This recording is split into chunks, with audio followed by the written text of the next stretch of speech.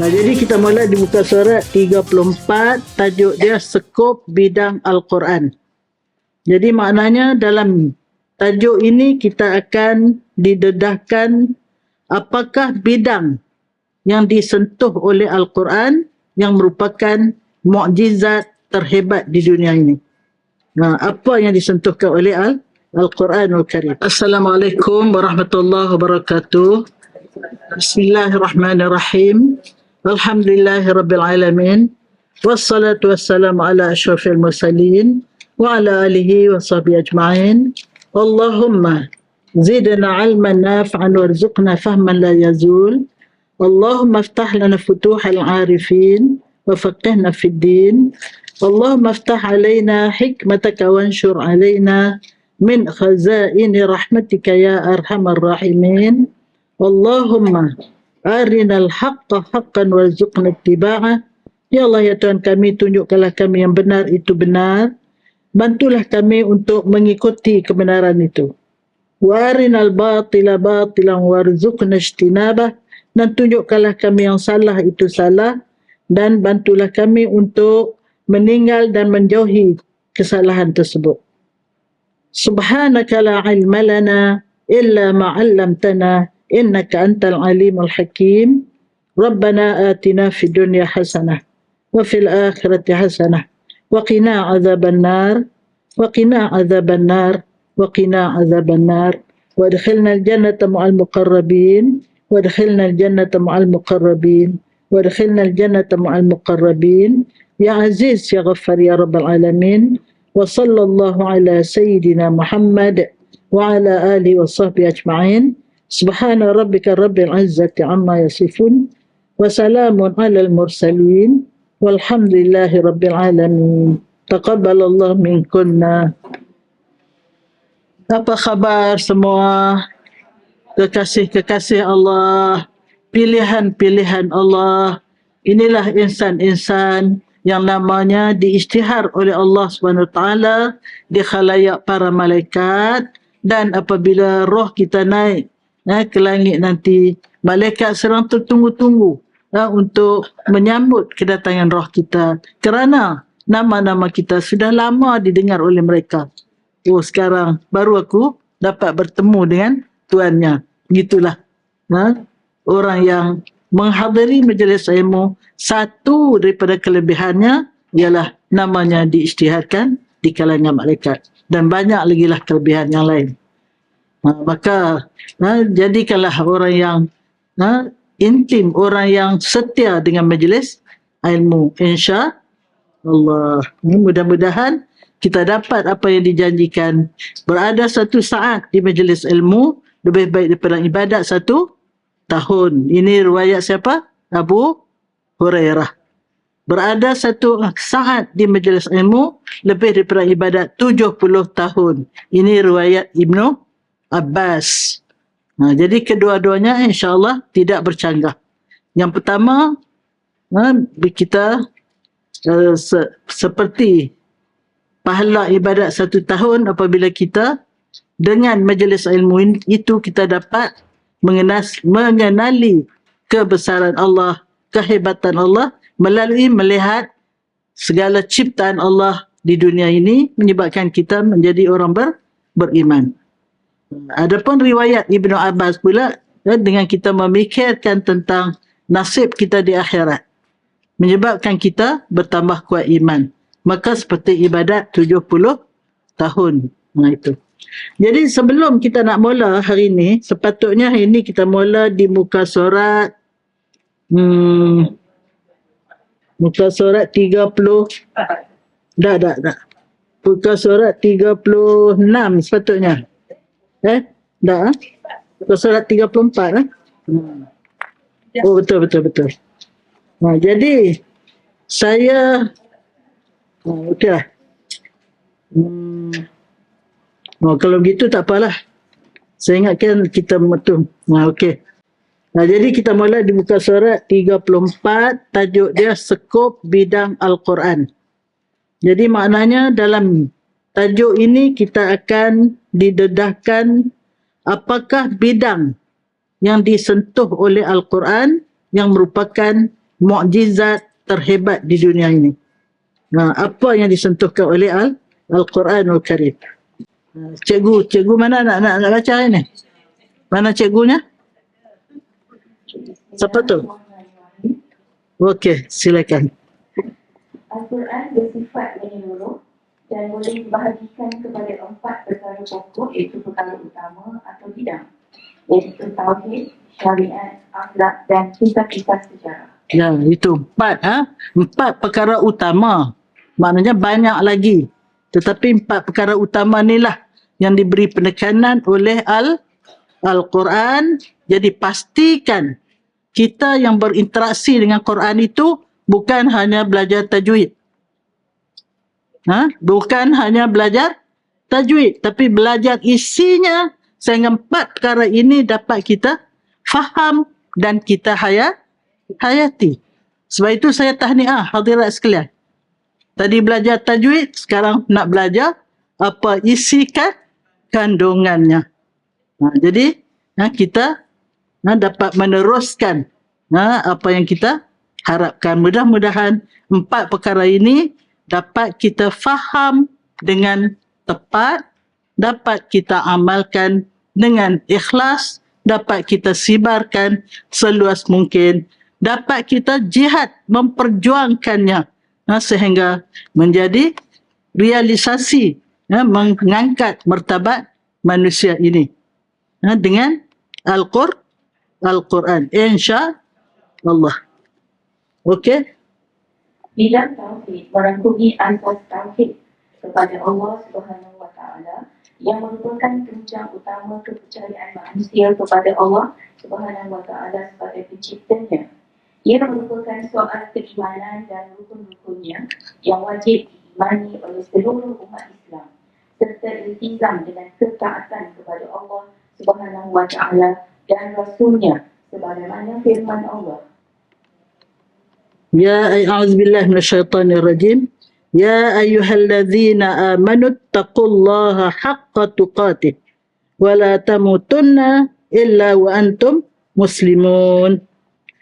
Yang bermaksud, wahai orang-orang yang beriman, bertakwalah kamu kepada Allah dengan sebenar-benar takwa dan jangan sekali-kali kamu mati melainkan dalam keadaan Islam.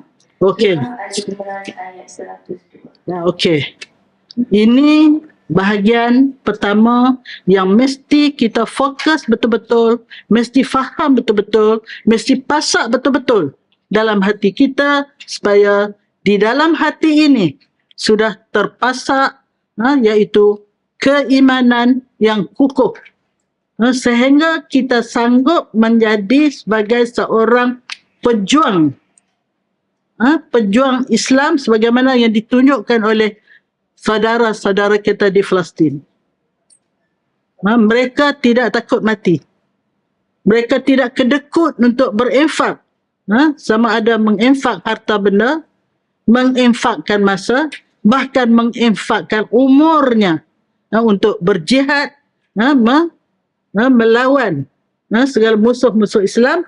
Kerana apa? Kerana mereka sudah pasakkan dalam hati mereka akidah yang kuat, akidah yang kukuh. Jadi sebab itu kita kena faham rukun iman yang 6 ni. Ini nombor 1 sekali, beriman kepada Allah. Bila kita beriman pada Allah, kita hendaklah memahami siapa Allah dan apa yang Allah bagi pada kita, apa yang patut kita tunaikan terhadap Allah, apa hak kita terhadap Allah, apa hak Allah terhadap kita. Jadi kita bukan takat, saya beriman dan habis cerita. Itu baru 1 rukun iman. Bila kita sebut tauhid, dia bukan 1. Dia ada 6 rukun iman. Kita mesti yakin pada Allah dengan keyakinan bahawa Allah itulah yang mencipta kita, yang merancang untuk mewujudkan kita. Bila sampai masanya, Allah wujudkan kita. Lahir pada tahun sekian-sekian, jam sekian-sekian. Kemudian bila kita lahir ke dunia ini, kita terus ditarbiah oleh Allah. Apa maksud Allah tarbiah kita?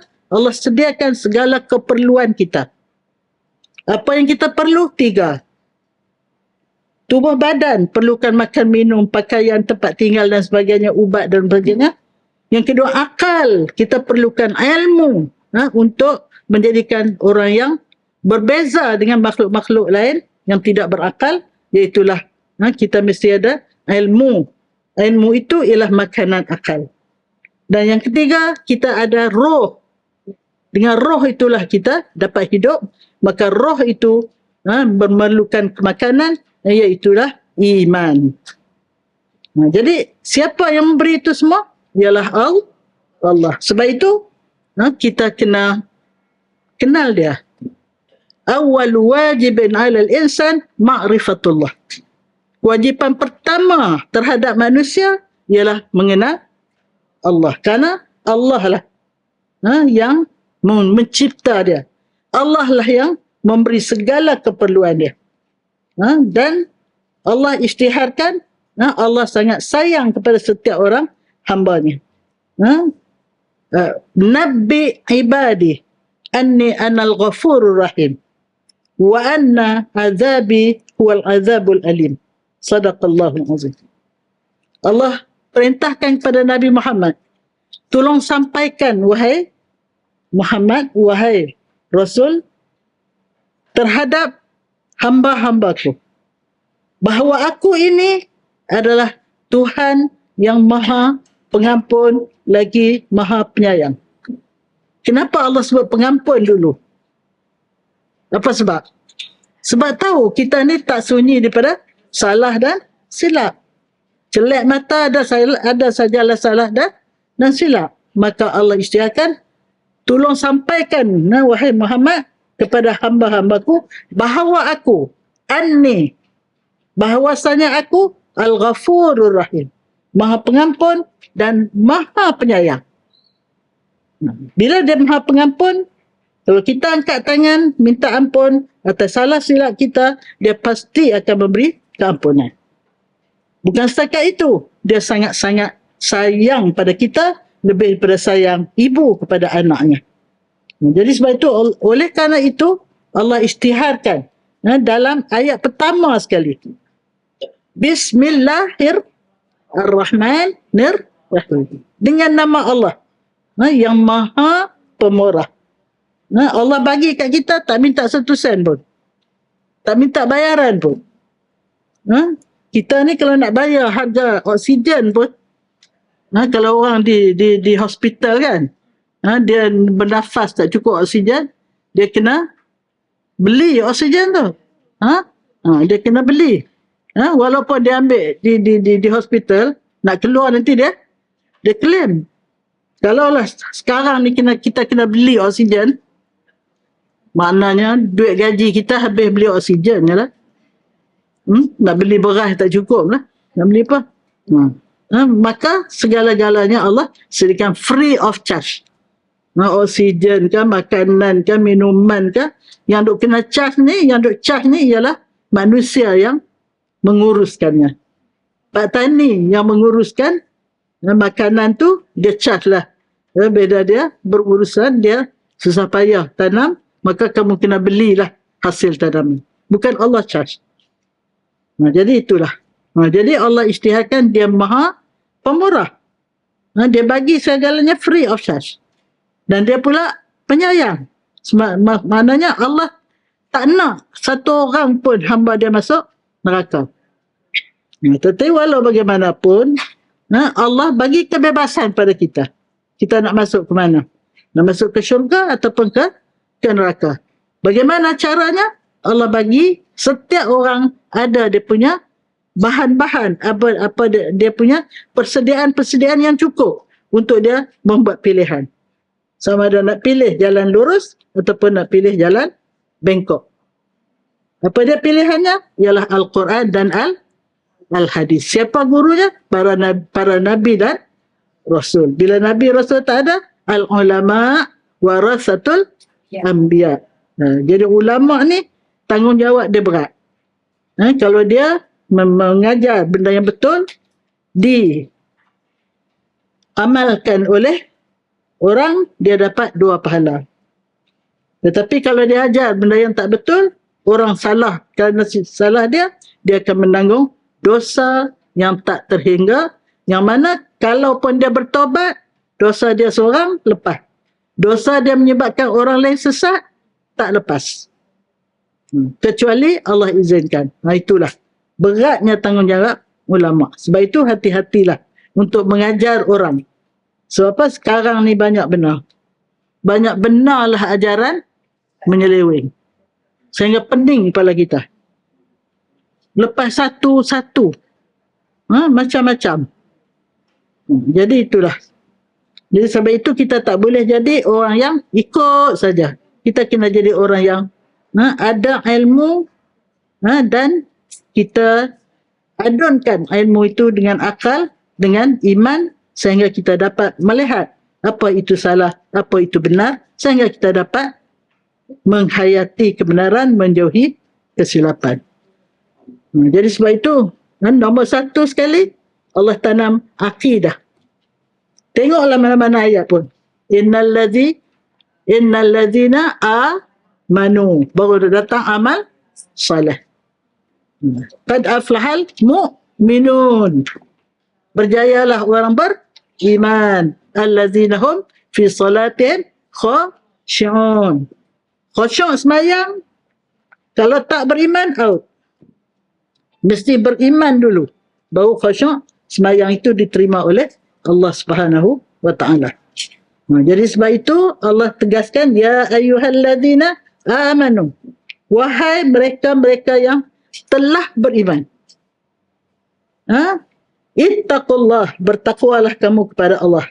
Maknanya ekoran hasil daripada kita pasakkan iman, kita tanam iman dalam diri kita, hendaklah kita menjadi orang yang bertakwa. Siapa itu orang bertakwa?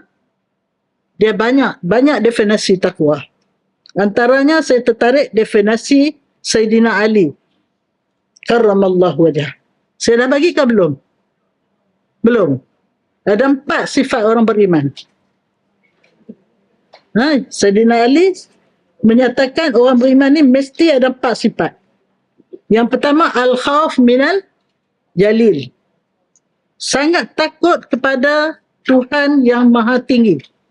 Kita sebut Allah Jalla Jalaluh. Apa maksud Jalla? Maha tinggi ketinggiannya. Jadi kita mesti takut kepada yang maha tinggi. Takut pada Allah tak sama dengan takut pada harimau. Tak sama dengan takut kepada banjir.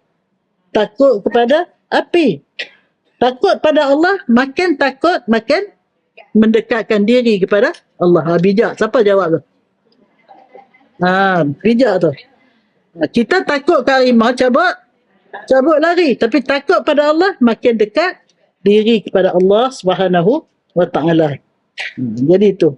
Jadi sebab itu, takut itu kita makin dekat pada Allah, makin mengenal Allah, makin buat apa yang Allah suruh, makin tinggal apa yang Allah larang, makin rasa Allah bersama dengan kita. Allah sangat dekat dengan kita di mana saja kita berada. Kita tidak akan lepas dari pandangan Allah, pemerhatian Allah, penjagaan Allah walau di mana kita berada. Sekarang ni, siapa yang jaga kita daripada ditelan oleh bumi? Daripada dihempap oleh ni, bumbung ni. Allah. Selagi kita balik, kita bumi, kita berjalan ke bumi. Bumi tampung kita. Dengan begitu, sabar. Sampai kita selamat sampai ke rumah. Kita tak perasan ni. Allah sedang menjaga kita. Jadi sebab itu, kita hendak bertakwa pada Allah ini dengan kita mengenal Allah sebenar-benar kenalan, sehingga kita bertindak dengan tindakan yang sewajarnya sebagai seorang yang kenal Allah, maka dia akan menjadi orang yang bertakwa. Sifat pertama, takut pada Allah. Yang kedua, al-amal bitanzil. Beramal dengan apa yang diturunkan oleh Allah. Kalau zaman dulu, suhuf Nabi Ibrahim, suhuf Nabi Musa, suhuf Nabi-Nabi yang lain. Itu adalah kitab ataupun lambaran-lambaran yang diturunkan oleh Allah untuk mereka fahami dan amalkan. Tapi kita tak payah baca banyak-banyak. Sebab dalam Al-Quran yang 30 juzuk itu sudah merangkumi semua ajaran sejak daripada Nabi Adam sampai pada Nabi Muhammad sallallahu alaihi wasallam. Tapi sayangnya lah ni kita baru tahap tadika. Kita berinteraksi dengan Quran ni baru tahap tadika. Duk belajar BA ba, BU bu, BU bu, KU ku, buku. Baru tahap tu. Bila nak naik tahap darjah menengah ni? Darjah sekolah rendah, lepas tadika sekolah rendah. Sekolah rendah ni dia faham sikit-sikit. 2 campur 3 jadi 5. 5 campur 5 jadi 10. Tu sekolah rendah. Hadirat bila baca Qul huwallahu ahad, faham tak? Daripada A sampai Z. Bila baca Alif Lam Mim, zalikal kitabu la raiba fi, faham? Yasin wal Quranil Hakim, faham? Naiklah tu. Lepas dari sekolah rendah. Kita naik lagi ke sekolah menengah. Kita faham semua. Kita faham pagi tadi saya dengar satu mu'alaf. Dia ni masuk Islam. Dia duk kempen tentang bagaimana kita nak mencapai kejayaan hidup. Jangan jadi orang yang gila dunia. Dia baca ayat surah Kahfi tu.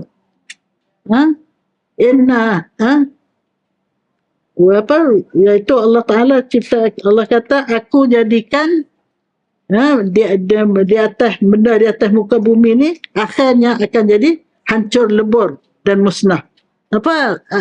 Ayat ke berapa surah Kahfi? Wa inna laja'iluna 'alaiha sa'idan juruzah. Kami akan jadikan apa yang ada di atas bumi ni sa'id, tandus. Juruzah, hancur lebur. Jadi sebab itu dia nak seru jangan kita jadi hamba dunia.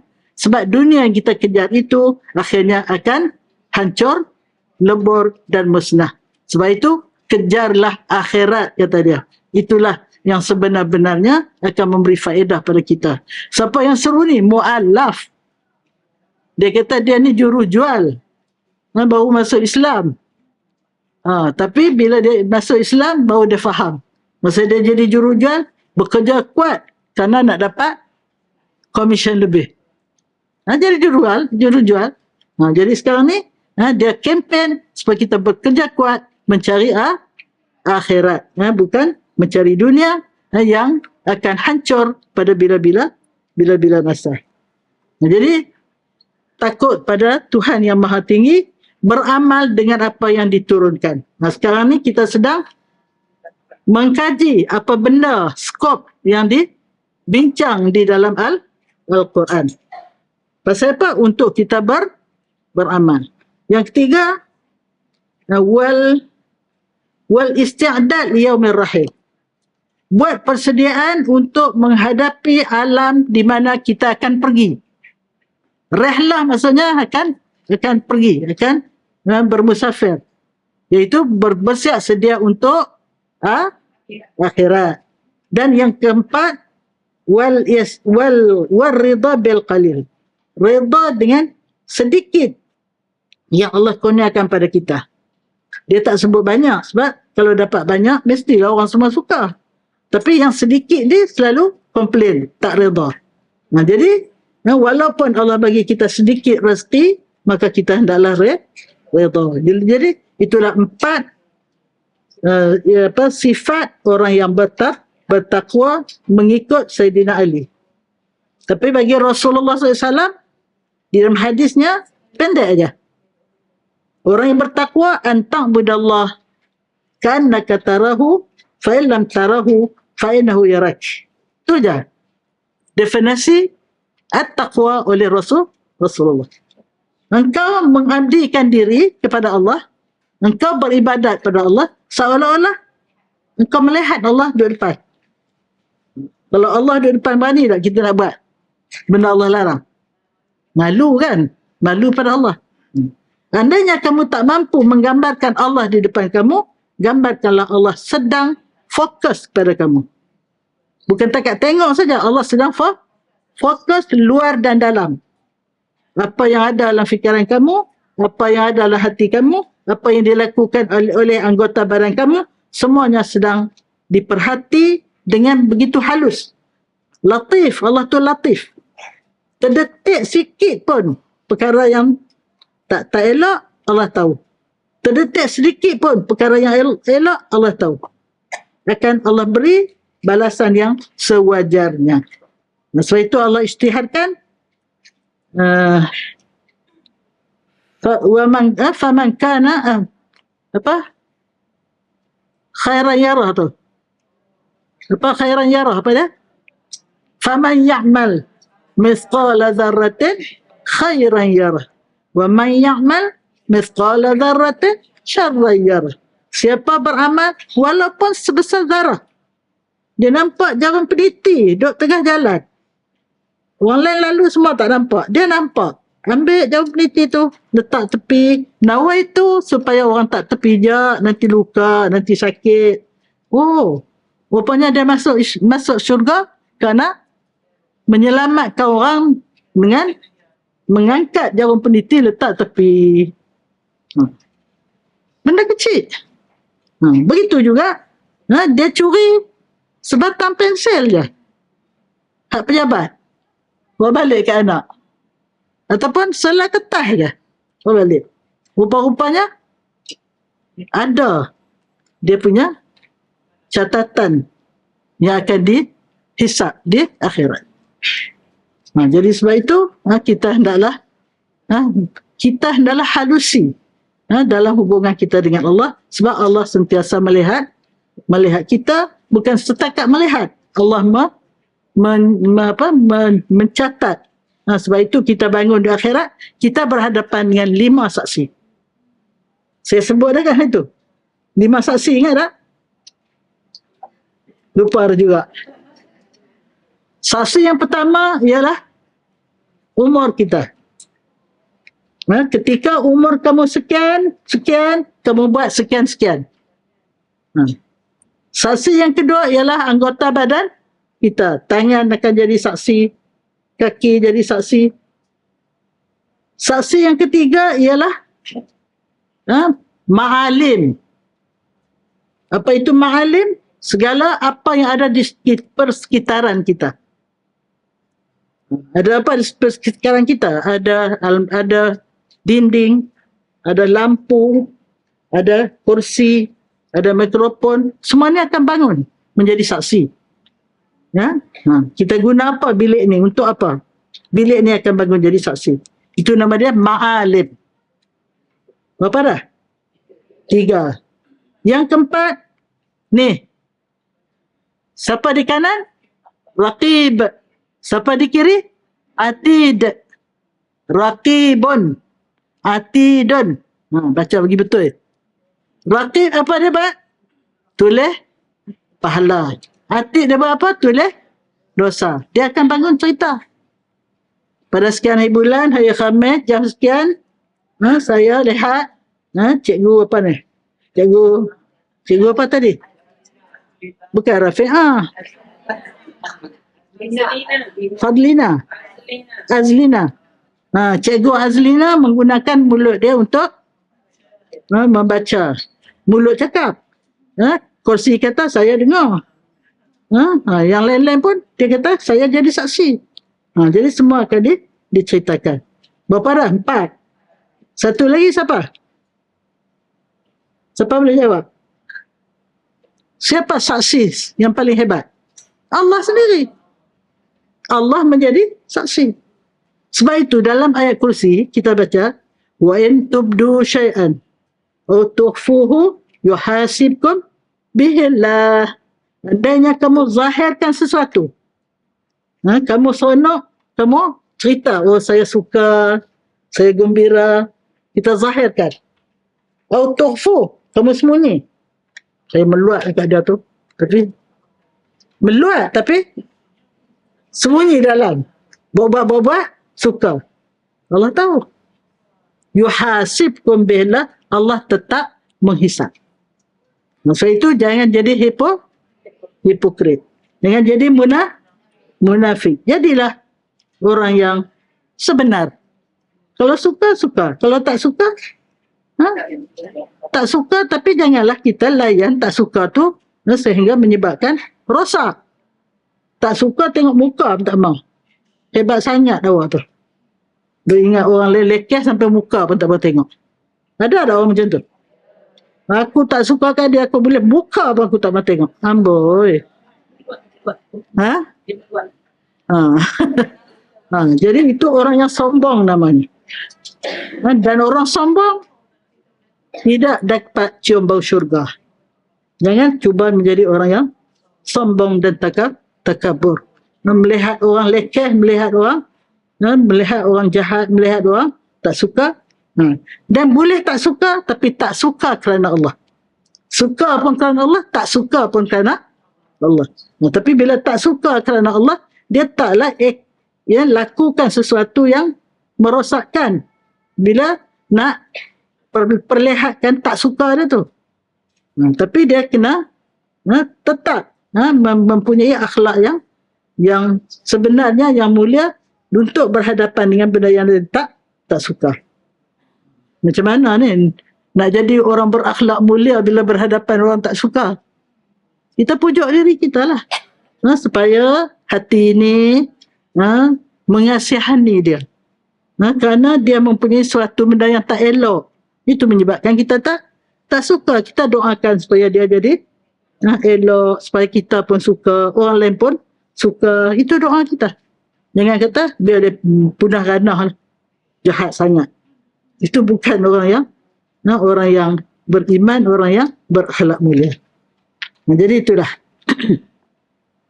Jadi Allah berfirman, wahai orang yang mengaku dirinya beriman, bertakwalah kepada Allah haqqa tuqatih. Apa makna haqqa tuqatih? Takwa yang sebenar-benarnya. Bukan setakat saya beriman, lepas tu habis cerita. Dah. Kena beriman dengan takwa yang sebenar-benarnya. Kita kena faham apa itu takwa, bagaimana menjadi orang yang bertakwa. Dan kita benar-benar menghayati sifat yang dituntut untuk menjadi orang bertakwa tadi. Dan Allah sambung lagi, wala tamutunna, jangan sekali-kali kamu meninggal. Tunna tu dia ada nun di akhir tu menunjukkan pengukuhan. Dan jangan sekali-kali kamu meninggal illa wa antum muslimun, kecuali kamu menjadi seorang yang benar-benar Islam, benar-benar menyerah diri kepada Allah Subhanahu wa ta'ala. Itu. Saya baru dengar satu ceramah. Dia kata iman kita ni ada 3 kategori. Iman yang paling tinggi, iman muhsin. Muhsinun. Iman orang yang sentiasa memperbaiki keyakinan dia, sentiasa memperbaiki amal soleh dia, sentiasa memperbaiki akhlak dia. Ini iman yang paling tinggi, iman muhsin. Mim ha sin nun. Iman nombor 2 ialah iman mukmin. Orang yang benar-benar yakin pada Allah, yakin pada syurga, yakin pada neraka, yakin pada akhirat dan sebagainya. Ini iman nombor 2. Walaupun dia tidak memperbaiki, tapi dia benar-benar yakin. Dia buat apa yang disuruh walaupun sekadar yang diperlukan. Iman yang paling low sekali ialah iman muslim. Dia semayang, dia puasa, tapi dia tak tahu apa-apa. Lepas semayang, dia buat ketupat. Dia membawang. Dalam bulan puasa, dia masih lagi melakukan perkara-perkara yang tidak elok. Jadi ini iman muslim. Yang pertama, masuk syurga tanpa hisab, tanpa azab. Muhsin. Yang kedua, dia masuk syurga setelah diberi suratan amalan dengan tangan kanan.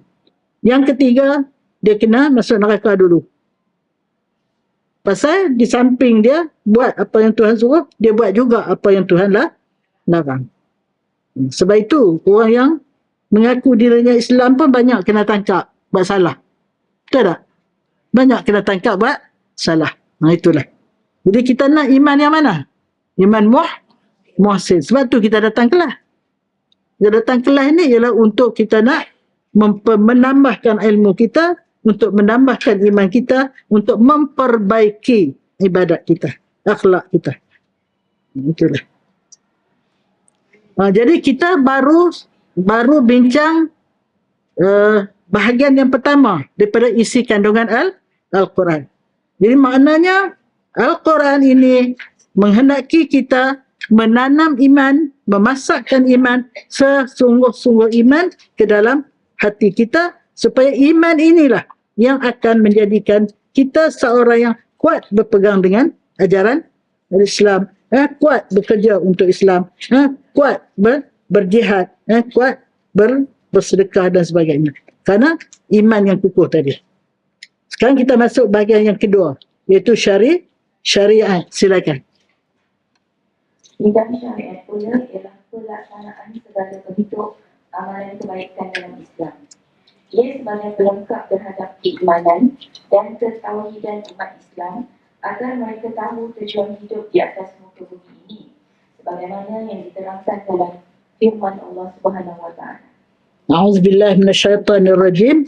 Wa ma khalaqtul janna wal insa illa liya'budun. Yang dimaksud, dan ingatlah aku tidak menciptakan jin dan manusia melainkan untuk mereka menyembah dan beribadah kepadaku. Surah Az-Zariyat ayat 56. Tak apa, teruskan nanti saya hurai.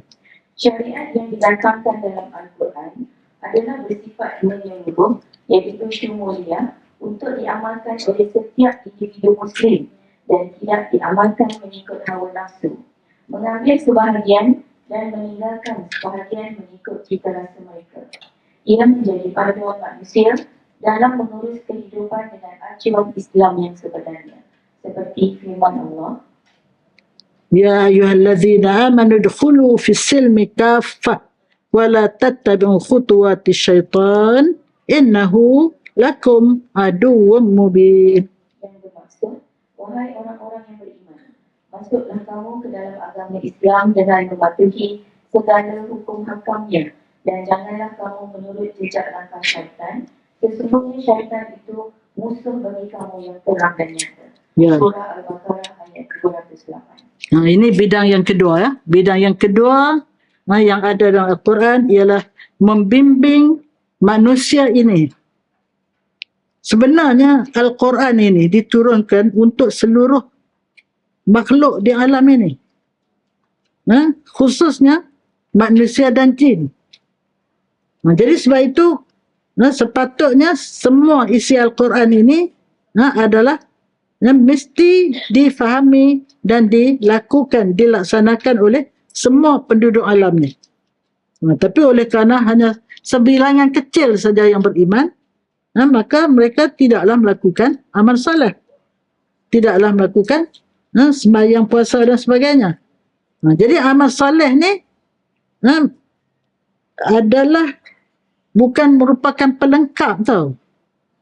Dia adalah merupakan bukti yang sebenar bahawa dalam diri kita ini ada iman.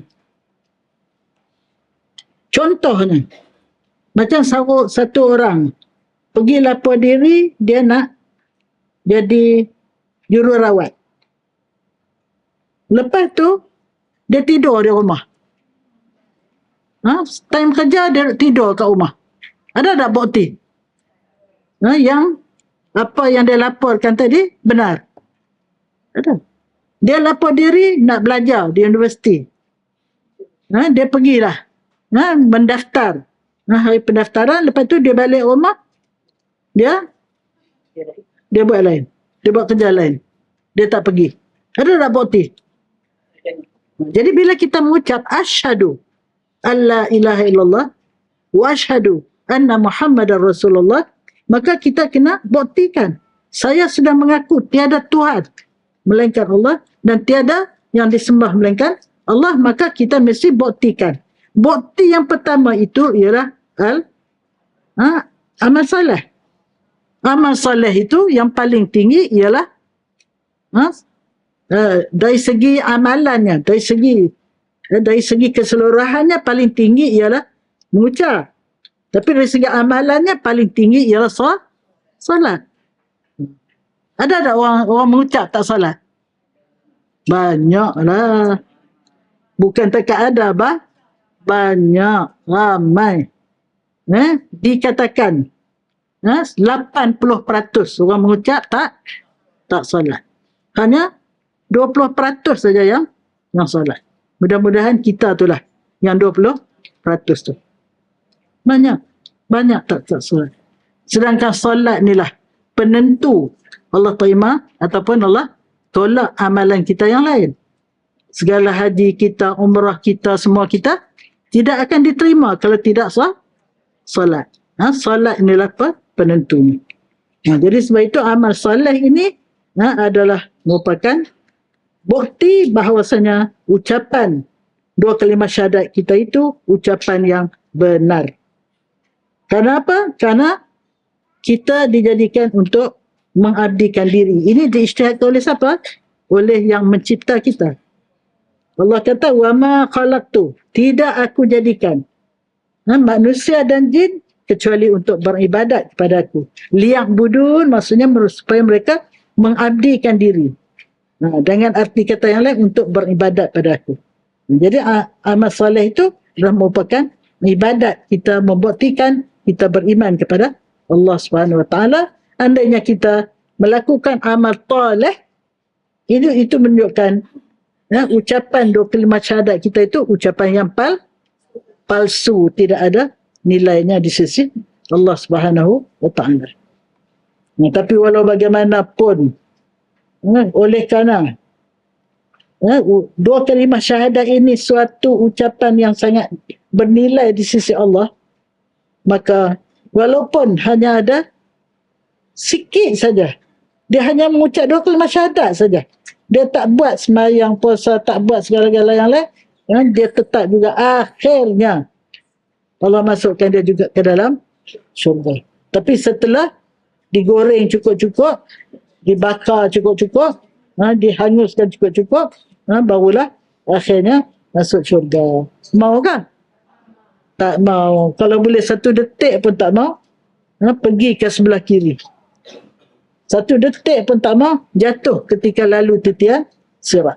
Saya bila basuh kaki ambil wudu, saya doa, ya Allah ya Tuhanku, restikanlah hamba untuk melakukan amalan yang melayakkan hamba melalui titian sirat seperti kilat menyambar. Pasal apa? Takut. Di bawah jambatan tu ada apa? Api. Bukan sebarang api. Api yang 70 kali ganda lebih panas, lebih dahsyat daripada api yang kita masak sekarang ni. Jadi sebab itu minta doa. Kita tak boleh minta free je. Kita kena minta Allah Ta'ala tolong bagi kita kekuatan untuk beramal. Yang amalan itu yang melayakkan kita lalu titian sirat ini seperti kilat menyambar. Bukan minta free je. Minta kita beramal. Jadi itulah. Satu. Yang kedua, bila amal soleh ni kita tak boleh ikut kepala kita. Dari segi semayang, saya semayang. Dari segi aurat, saya tak mau tutup. Tak lawa tutup aurat. Sebab rambut ini mahkota wanita. Betul kan?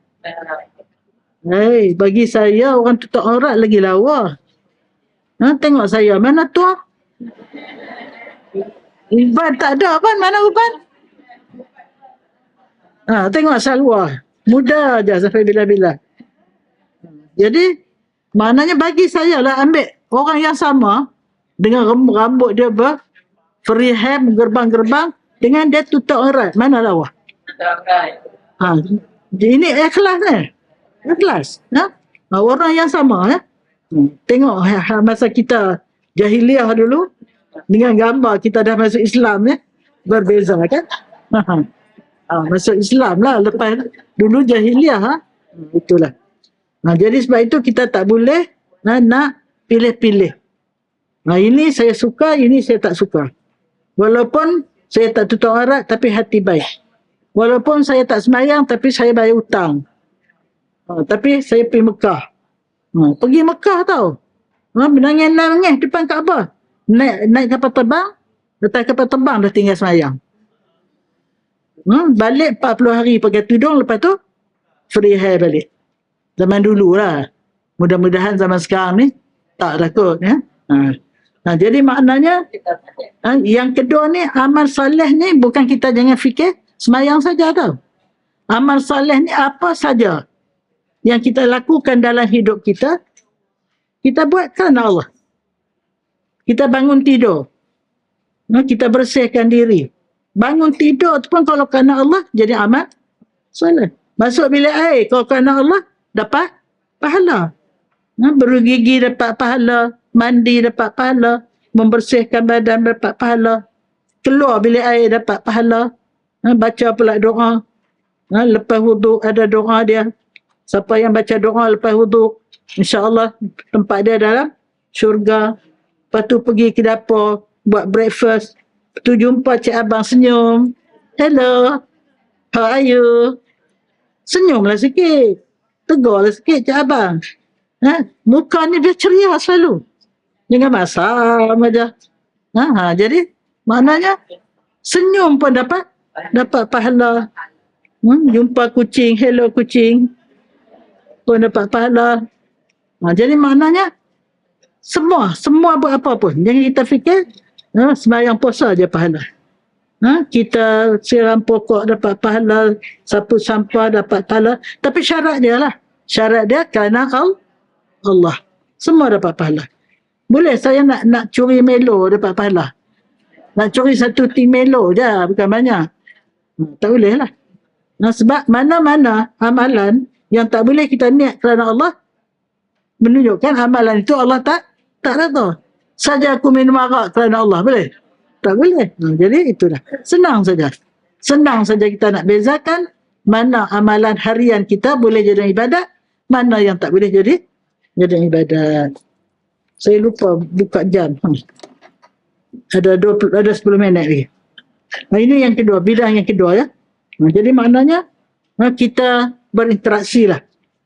Dengan diri kita, dengan keluarga kita, dengan sahabat kita, dengan jiran kita, dengan semua orang, dengan melakukan amal soleh.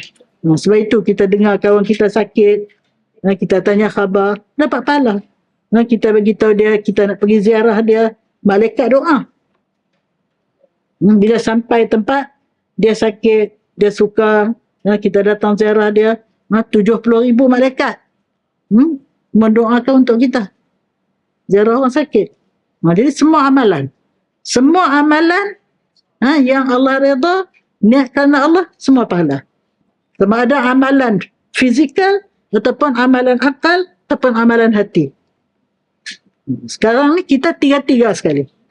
Fizikal pun kita datang, akal pun kita guna untuk mencari ilmu, hati pun kita sedang menambah ilmu untuk menambah iman. Sekarang kita dapat tiga dalam satu. Kedua semuanya amal saleh. Masya Allah.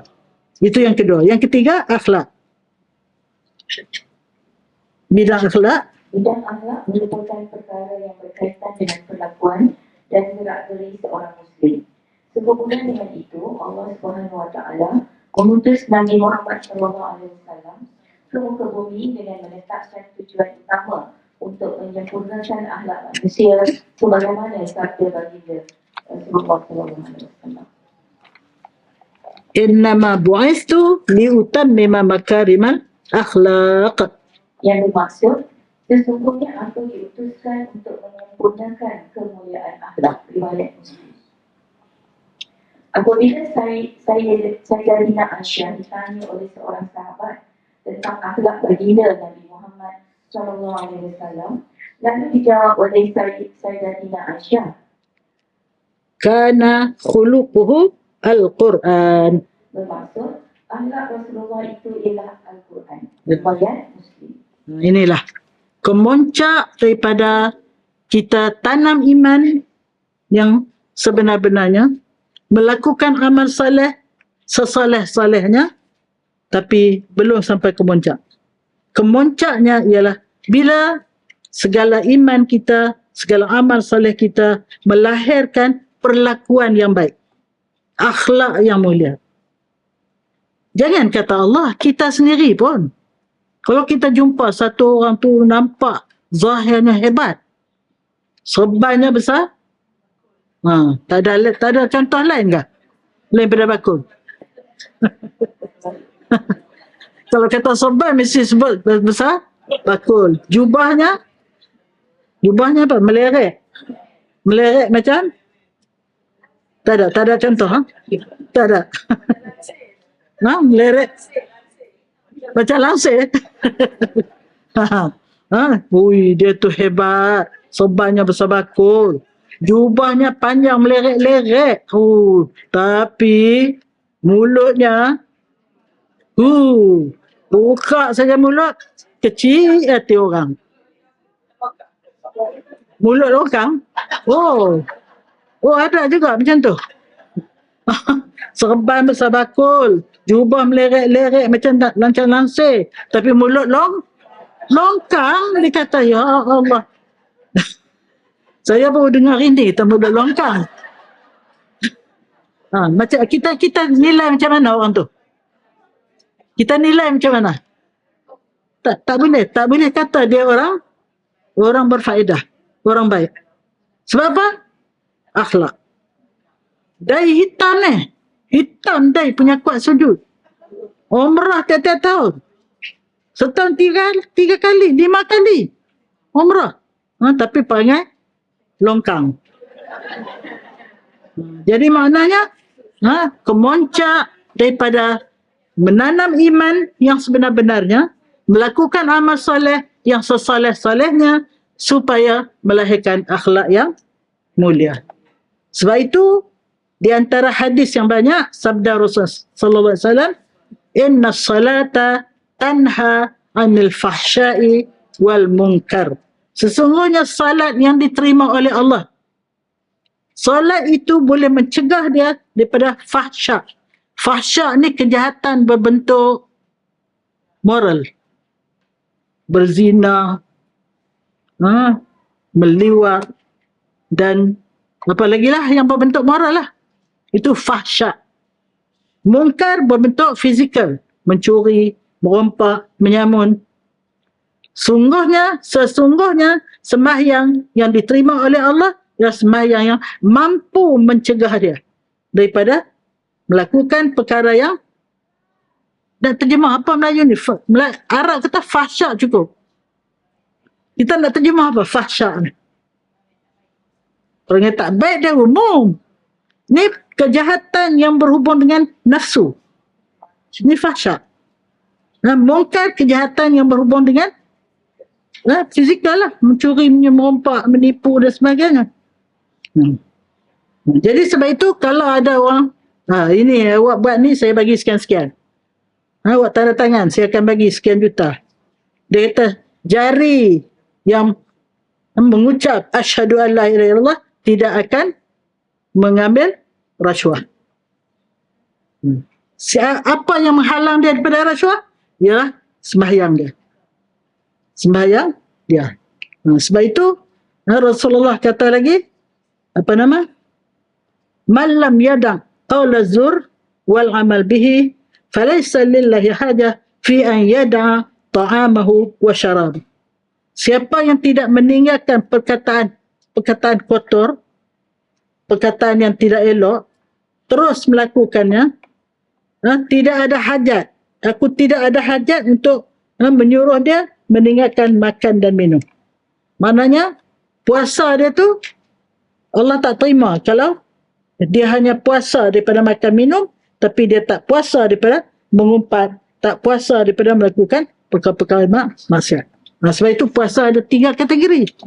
Ada puasa perut saja, ada puasa perut dan seluruh anggota, ada puasa hati.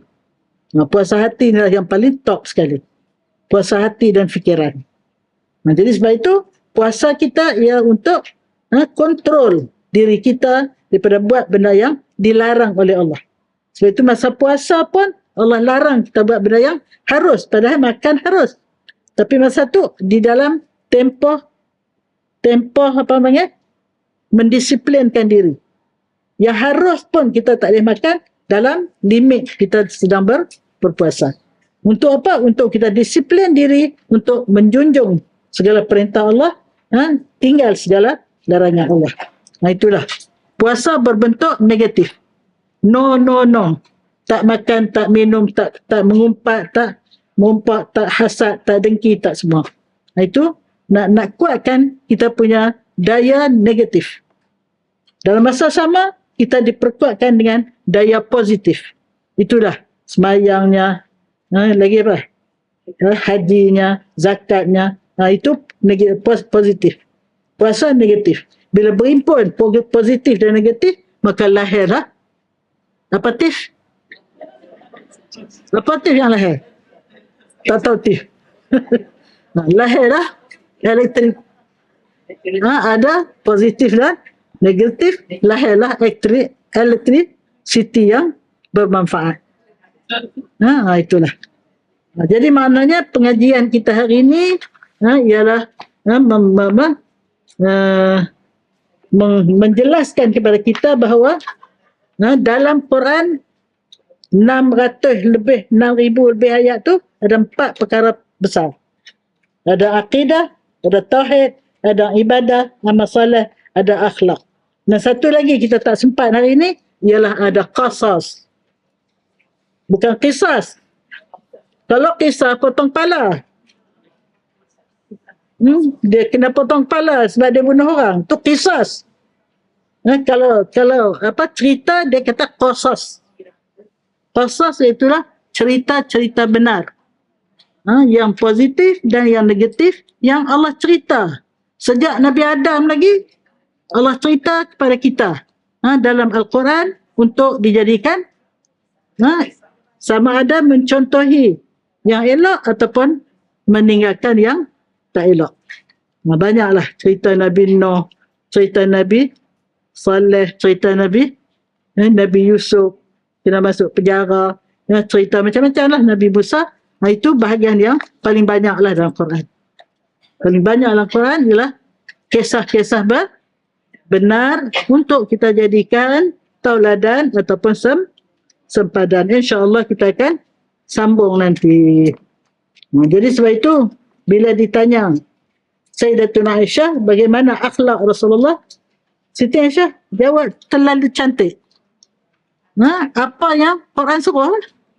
Akhlak Rasulullah ialah Al-Quran. Awak tengok Rasulullah tu macam tengok praktikal kandungan Al-Quran. Inilah yang berlaku pada sahabat-sahabat Rasulullah. Sebab itu sahabat Rasulullah zaman dulu, dia orang bukan dapat Quran macam kita. Dia dapat satu ayat demi satu ayat. Turun ayat, dia dapat, dia hafal, dia amal. Sebab Quran belum lengkap. Mushaf belum ada. Tulisan pun ada di cebisan-cebisan, belulang dan sebagainya, yang tak semua ada. Quran ni, ayat ni ada kat orang ni. Ayat ni ada kat orang lain. Sebab dia tulis di cebisan. Kita ni Alhamdulillah. Kita boleh dapat seluruh ayat Quran daripada A sampai Z. Bukan dekat sebuah Quran di rumah. Ada berapa Quran di rumah? Setiap bilik ada. Satu bilik ada 2-3 kan. Kalau saya ada dekat 10. Lebih 10. Orang bagi banyak. Orang ni bagi, orang ni bagi. Jadi maknanya kita bernasib baik. Yang nasib tak baiknya tak baca, tak faham, tak amal, tak sibar. Itu nasib tak baik. Jadi sebab itu mudah-mudahan kita menjadi orang yang berakhlak dengan akhlak Al-Quran. InsyaAllah. Tapi tak habis lagi ni. Dia akan huraikan lagi sikit lagi. Tentang tu baru kita masuk bahagian cerita-cerita ya. Okey, jadi alhamdulillah kita lebih 2 minit dah. Tepat hari ni. Alhamdulillah. Jadi itulah apa yang kita faham hari ni, apa yang mesti kita benar-benar memahami bahawasanya untuk kita menjadi orang yang memahami Al-Quran, kita kena faham Al-Quran itu kandungannya ada 4 perkara penting. 4 perkara penting yang mesti kita sendiri menghayatinya. Tanamlah iman yang sebenar, lakukanlah amal soleh yang soleh dan berakhlak dengan akhlak yang mulia. InsyaAllah kita menjadi orang yang menghidupkan Al-Quran dalam kehidupan hari-hari kita. Inna salati wa nusuki wa mahyaya wa mamati lillahi rabbil alamin. Salat kita, hidup kita, mati kita, semua kita kerana Allah. Maknanya kita jadikan semua aktiviti kita ibadah. Sekian saja. Wabillahi taufiq wal hidayah. Wassalamualaikum warahmatullahi wabarakatuh. Kita akhiri dengan tasbih kafarah, surah wal asri dan doa pendek. Subhanakallahumma wa bihamdika asyhadu an la ilaha illa anta astaghfiruka wa atubu ilaik. Bismillahirrahmanirrahim. Wal asr innal insana lafi khusr illa alladhina amanu wa amilus salihat wa tawasaw bil haqq wa tawasaw bis sabr. Bismillah, alhamdulillah, wassalatu wassalamu ala rasulillah. Ya Allah, ya Tuhan kami terima kasih sangat-sangat kerana Engkau telah memilih kami untuk menjadi hamba-hamba Engkau yang cinta kepada taman syurga, suka menghadiri majlis ibadat, suka menghadiri majlis ilmu. Mudah-mudahan dengan ini bertambah kuatlah iman kami, bertambah mantaplah ibadat kami, bertambah cantiklah akhlak kami. Mudah-mudahan kami bertemu denganmu ya Allah di akhirat nanti dalam keadaan sebaik-baiknya. Hasbunallah wa ni'mal wakil, wa la hawla wa la quwata illa billahil aliyil azim. Rabbana atina fid dunya hasanah wa fil akhirati hasanah wa qina azaban nar wa adkhilna al-jannata ma'al muqarrabin. Ya Aziz ya Ghaffar ya Rabbal alamin. Wa sallallahu ala sayyidina Muhammad wa ala alihi wa sahbihi ajma'in. Subhana rabbika rabbil izzati amma yasifun wa salamun alal mursalin walhamdulillahi rabbil alamin. Taqabbalallahu minkum.